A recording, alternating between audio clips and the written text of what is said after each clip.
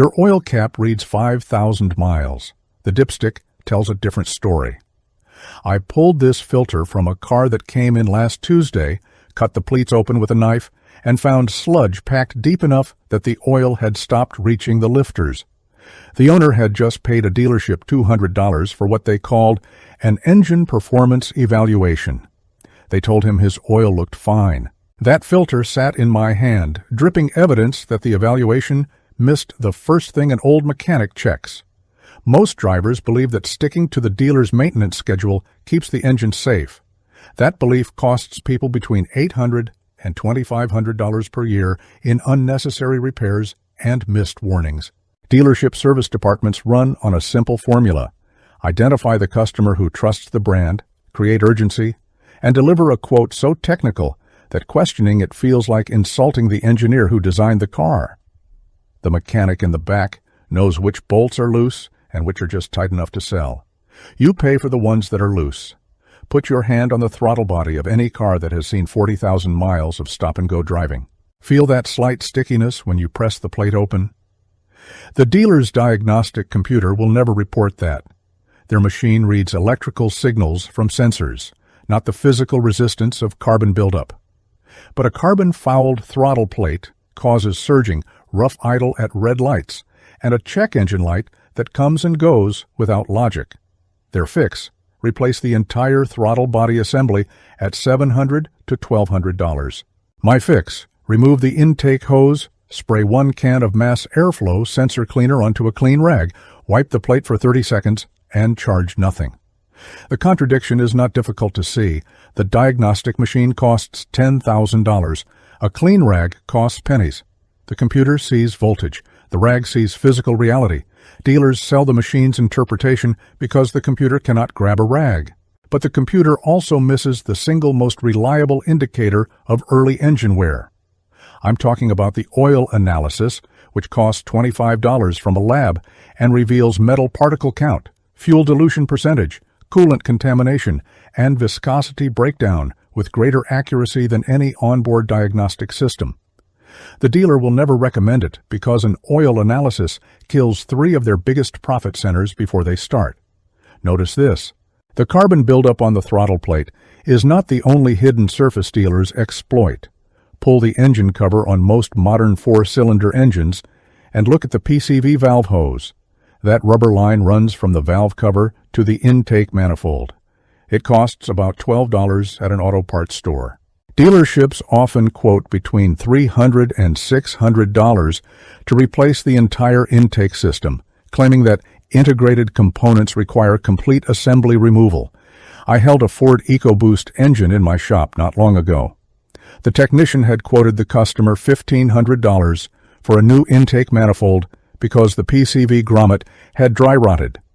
The grommet itself was a $5 part. The real replacement took 6 minutes with a pair of pliers. The pivot. The PCV valve is a small check valve that controls crankcase pressure. When it fails or the hose collapses, the engine starts burning oil through the intake. You see blue smoke at startup or a slight oil smell in the cabin. Every dealer knows this. But rather than replace the hose and grommet, they create a cascading estimate: clean the intake, replace the manifold, flush the crankcase, new gaskets, new labor, new markup. The service writer calls this comprehensive preventive care. The mechanic in the back calls it the good quote. The car owner pays for parts that were never broken and labor that was never necessary. That $5 grommet I just showed you, that single piece represents everything wrong with how dealerships operate. If you want to catch every hidden markup before it hits your bill, subscribe, and I'll keep walking you through the real diagnostics the service writers hope you never learn. Ever been quoted for a PCV valve replacement that turned into a full intake job? Drop $5 grommet in the comments and tell us your story. Ever wonder why the dealer always mentions the transmission service right after the inspection? There is a specific pattern I have documented across 43 repair orders from 3 different dealership chains. The service writer waits until the customer has already approved a minor repair. Then they say, "While we were under the car, we noticed the transmission fluid is dark. We recommend a full flush and filter at $600. The physical truth is simple. Transmission fluid darkens naturally after 15,000 miles. Dark color alone is not a failure indicator. What matters is how the fluid smells and whether it feels gritty between your fingers. Used transmission fluid should smell slightly sweet, not burnt, and should feel smooth, not like sandpaper. I have watched dealers skip the smell test and the finger test both. Their machine tells them the fluid is dark. They write the quote. Look at the fluid on the end of your dipstick. Put a drop on your fingertip. Rub it. Does it feel oily or does it feel thin like water? If it feels oily and smells clean, you do not need a flush. If it smells burnt and feels gritty, you need a transmission, not a flush. The dealer's $600 service cannot fix bearings that are already pitted. The flush is a profitable way to delay the inevitable while collecting cash from a trusting owner. An old mechanic would recommend a drain and fill instead of a flush. Drain and fill replaces 3 to 4 quarts, costs about $100, and does not dislodge sediment into places where it causes damage. But drain and fill pays the dealer less. So they do not offer it. Watch carefully. The next time you get a quote that includes brake system overhaul or complete brake service, ask for the measured rotor thickness and pad depth in writing. I have seen quotes for $1,100 to replace rotors and pads that still had 6 millimeters of pad material and rotors well within factory thickness. The dealership measured with a caliper, but their caliper was set to trigger an alert at any sign of surface rust. Rotor surface rust is cosmetic. It wipes off after 3 stops. The caliper they used was programmed to interpret rust as wear. The same rust that disappears in the first mile of driving became an $1,100 line item on the estimate. Put your finger on that surface rust next time you park. If the rust is only on the edge of the rotor and not on the contact patch where the pad grips, your rotors are fine. If the rust is thick and flaking across the entire surface, then you have a rotor that has sat unused for months, and you should check for other issues. But none of that matches the dealer's urgency. Their urgency is a sales script, not a mechanical evaluation. The same guy who wrote your brake quote also wrote the throttle body quote from 2 years ago. The parts inventory list is the same. The margin is the same. Here's what changes everything. The most overpriced repair on the list is not the transmission flush or the throttle body replacement. It is the fuel induction service that dealerships sell for $300 to $500. This service usually involves spraying a bottle of additive into a vacuum line while the engine idles. The additive costs the dealer about $3 wholesale. The labor takes 12 minutes. The bottle's chemical composition is almost identical to a can of fuel system cleaner you can buy for $8 at any grocery store with an automotive aisle. The only difference is the dealership prints a checklist with professional-looking boxes. The additive bottle does not know it is being sprayed in a dealership bay or a home garage. The chemical reaction is identical. Pause here. The fuel induction service, marketed as restoring lost fuel economy, rarely restores any measurable mileage on a modern engine equipped with direct injection. Carbon buildup on direct injection intake valves cannot be removed by spraying a cleaner through the intake. The cleaner never touches the back of the valves in a direct injection engine because the fuel spray does not wash the valves. The only way to clean direct injection carbon is walnut blasting or chemical soaking with the intake manifold removed.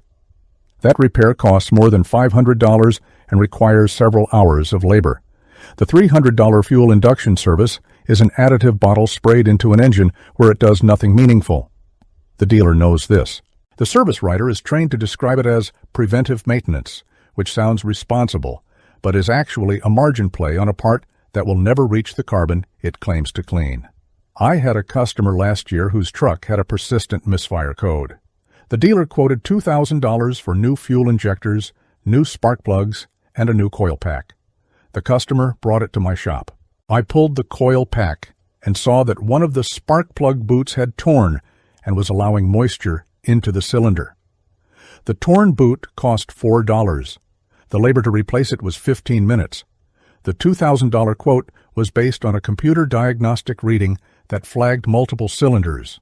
The computer was reading the side effects of a single torn boot. The dealer chose not to inspect the boot because a bad boot does not pay the same as injectors. The injectors were fine. The plugs were fine. The coil pack was fine. One torn rubber boot was causing the entire cascade. If you have paid for any of these services, you know the feeling of reading a long quote and nodding because you trust the brand that built your car. That trust is real. But the dealership's service department and the manufacturer's engineering team are not the same organization. The engineers designed the car. The service department is a profit center.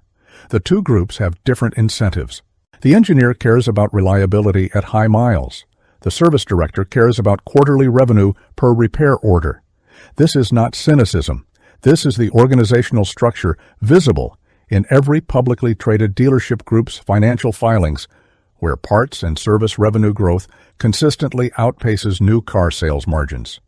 Look at the bottom of your last dealer invoice.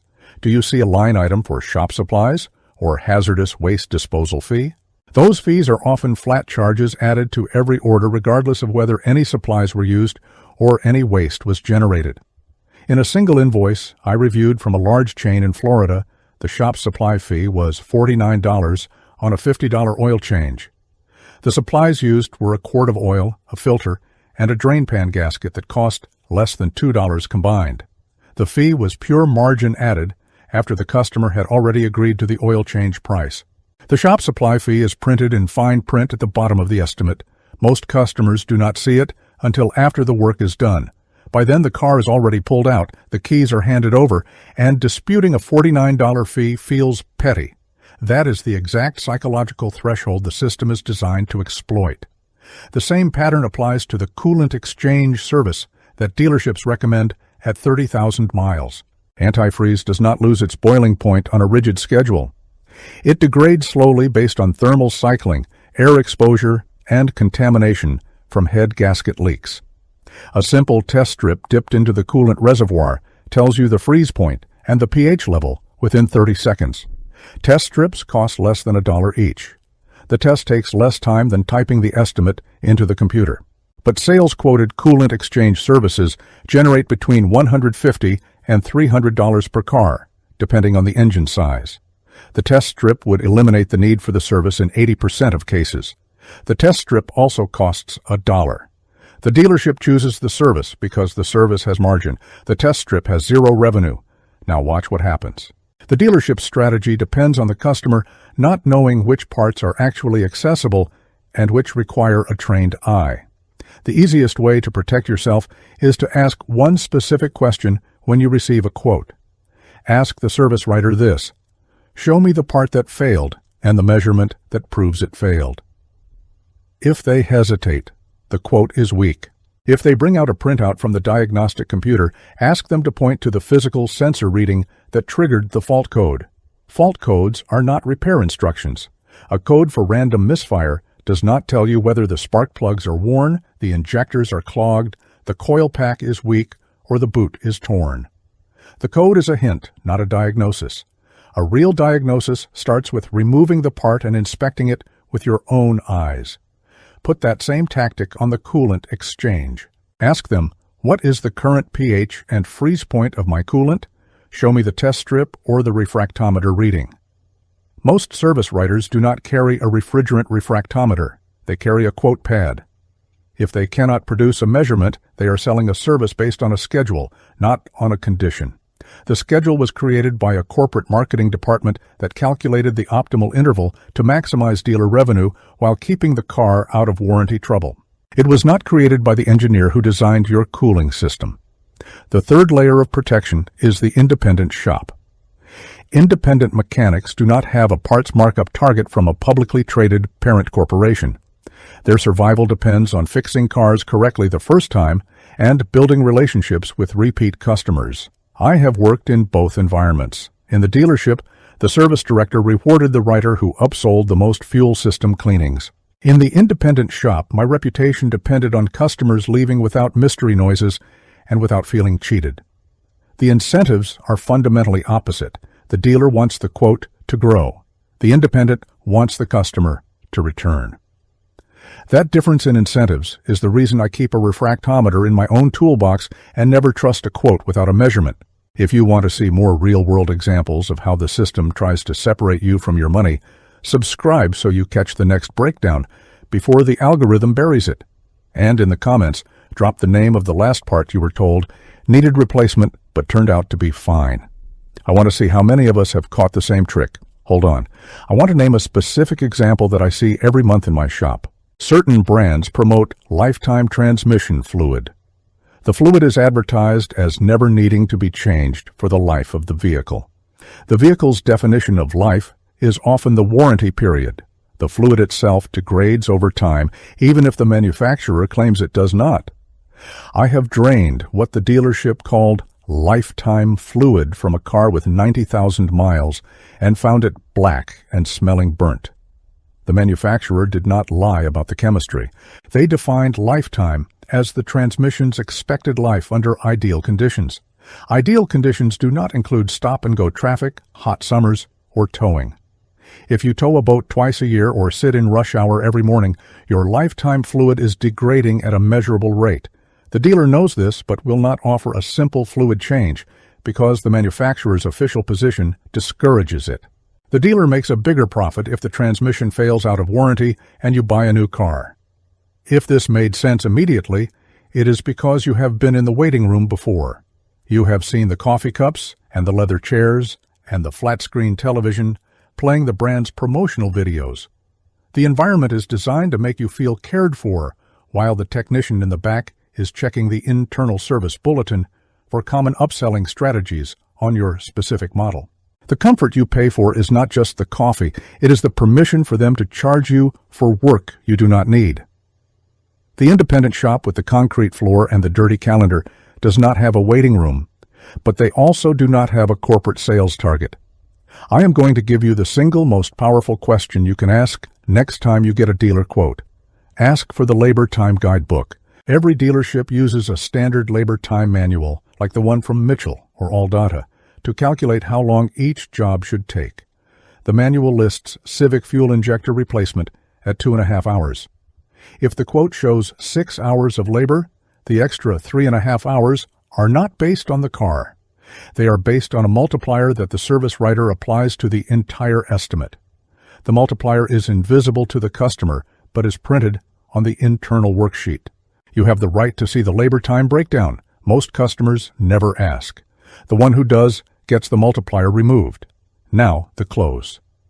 You have seen the pattern across 9 different repairs: throttle body, PCV hose, transmission flush, brake service, fuel induction, fuel injector boot, coolant exchange, lifetime fluid, and labor time multiplier.